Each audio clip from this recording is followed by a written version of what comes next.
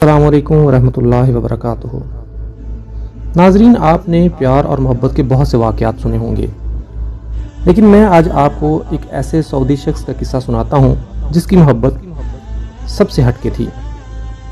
वाक़या कुछ इस तरह से है। मैं और मेरे मामू ने हस्बे मामूल मक्का हरम शरीफ में नमाज जुमा अदा की और घर को वापसी के लिए रवाना हुए। शहर से बाहर निकलकर सड़क के किनारे कुछ फासले पर एक बेआबाद सुनसान मस्जिद आती है। मक्का शरीफ को आते जाते सुपर हाईवे से बारहा गुजरते हुए उस जगह और उस मस्जिद पर हमारी नज़र पड़ती रहती है और हम हमेशा उधर से ही गुजर कर जाते हैं। मगर आज जिस चीज़ ने मेरी तवज्जो अपनी तरफ खींच ली थी वो थी एक नीले रंग की फोर्ड कार जो मस्जिद की खस्ता हाल दीवार के साथ खड़ी थी। चंद लम्हे तो मैं सोचता रहा कि उस कार का उस सुनसान मस्जिद के पास क्या काम है, मगर अगले लम्हे मैंने कुछ जानने का फैसला करते हुए अपनी कार की रफ्तार को कम किया और मस्जिद की तरफ जाती कच्ची साइड रोड पर डाल दिया। मेरे मामू जो आम तौर पर वापसी का सफ़र गनूदगी में तय करते हैं, उन्होंने भी अपनी आंखों को वाह करते हुए मेरी तरफ हैरत से देखते हुए पूछा, क्या बात है, उधर क्यों जा रहे हो? हमने अपनी कार को मस्जिद से दूर कुछ फासले पर रोका और पैदल मस्जिद की तरफ चल पड़े। मस्जिद के नज़दीक जाने पर अंदर से किसी की पुरसोज आवाज़ में सूरह रहमान तलावत करने की आवाज़ आ रही थी। पहले तो यही इरादा किया कि बाहर रहकर ही उस खूबसूरत तलावत को सुना जाए, मगर फिर ये सोचकर कि इस पोसीदा मस्जिद में जहां अब परिंदे भी शायद ना आते हों, अंदर जाकर देखना तो चाहिए कि हो क्या रहा है। हमने अंदर जाकर देखा, एक नौजवान मस्जिद में जाए नमाज बिछाए हाथ में छोटा सा कुरान शरीफ लिए सूरह रहमान की तलावत में मसरूफ़ है और इस मस्जिद में उसके सिवा और कोई नहीं है।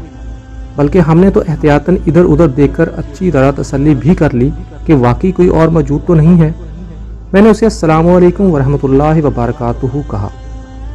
उसने नज़र उठाकर हमें देखा। साफ लग रहा था कि किसी की गैर मुतवक्के आमद उसके वहमो गुमान में भी नहीं थी।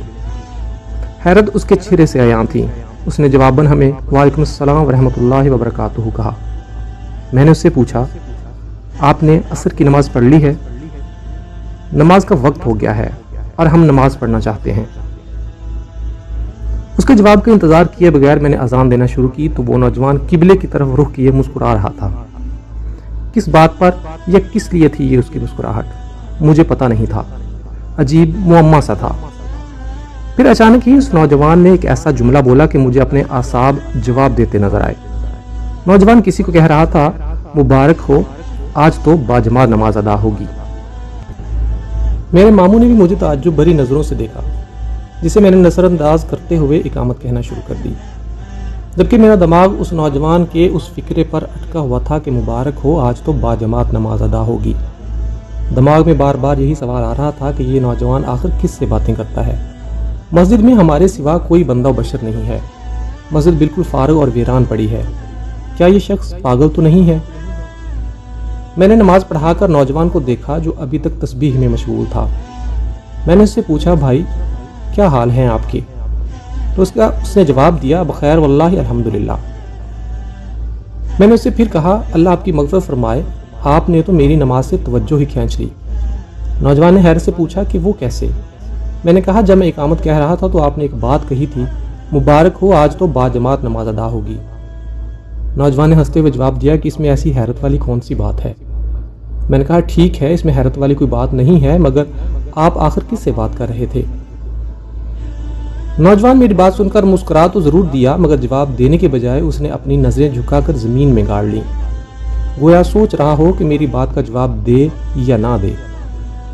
मैंने अपनी बात को जारी रखते हुए कहा कि मुझे नहीं लगता कि आप पागल हैं। आपकी शक्ल बहुत मुतमईन और पुरसुकून है और माशाअल्लाह आपने हमारे साथ नमाज भी अदा की है। इस बार उसने नजरें उठाकर मुझे देखा और कहा, मैं मस्जिद से बात कर रहा था। उसकी बात मेरे जहन पर बम की तरह लगी। अब तो मैं संजीदगी से सोचने लगा कि ये शख्स जरूर पागल है। मैंने एक बार फिर उससे पूछा, क्या कहा? आप इस मस्जिद से गुफ्तगू कर रहे थे? तो फिर क्या इस मस्जिद ने आपको कोई जवाब दिया? उसने फिर मुस्कुराते हुए जवाब दिया कि मुझे डर है तुम कहीं मुझे पागल ना समझना शुरू कर दो। मैंने कहा, मुझे तो ऐसे ही लग रहा है, ये फक्त पत्थर हैं और पत्थर नहीं बोला करते। उसने मुस्कुराते हुए कहा कि आपकी बात ठीक है, ये सिर्फ पत्थर ही हैं। اگر تم یہ جانتے ہو کہ یہ صرف پتھر ہیں جو نہ سنتے ہیں اور نہ بولتے ہیں تو باتیں کس سے کرتے ہیں آپ؟ نوجوان نے نظریں پھر زمین کی طرف کر لیں، جیسے سوچ رہا ہو کہ جواب دے یا نہ دے، اور اب کی بار اس نے نظریں اٹھائے بغیر ہی کہا، میں مسجدوں سے عشق کرنے والا انسان ہوں۔ جب بھی کوئی پرانی ٹوٹی پھوٹی یا ویران مسجد دیکھتا ہوں تو اس کے بارے میں سوچتا ہوں۔ مجھے ان ایام کا خیال آ جاتا ہے جب لوگ اس مسجد میں نمازیں پڑھا کرتے ہوں گے۔ پھر میں اپنے آپ سے ہی سوال کرتا ہوں کہ اب یہ مسجد کتنا شوق رکھتی ہوں گی کہ کوئی تو ہو جو اس میں آ کر نماز پڑھے، کوئی تو ہو جو اس مسجد میں بیٹھ کر اللہ کا ذکر کرے۔ میں مسجد کی اس تنہائی کے درد کو محسوس کرتا ہوں کہ کوئی تو ہو جو ادھر آ کر تسبیح و تحلیل کرے، کوئی تو ہو جو آ کر چند آیات پڑھ کر ہی اس کی دیواروں کو ہلا دے۔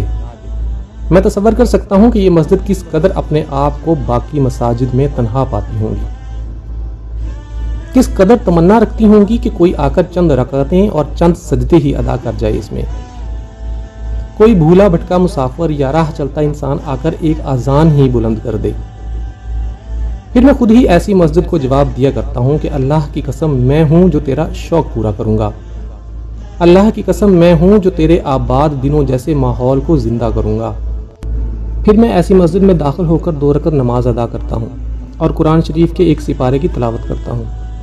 میرے بھائی، تجھے میری باتیں عجیب لگیں گی، مگر اللہ کی قسم میں مسجدوں سے پیار کرتا ہوں، میں مسجدوں کا عاشق ہوں۔ میری آنکھیں آنسوؤں سے بھر گئیں۔ اس بار میں نے اپنی نظر زمین پر ٹکا دیں، کہیں نوجوان مجھے روتا ہوا نہ دیکھ لے۔ اس کی باتیں، اس کا احساس، اس کا عجیب کام اور اس کا عجیب اسلوب، کیا عجیب شخص ہے جس کا دل مسجدوں میں ٹکا رہتا ہے۔ میرے پاس کہنے کے لیے اب کچھ بھی تو نہیں تھا، صرف اتنا کہتے ہوئے کہ اللہ تجھے جزائے خیر دے۔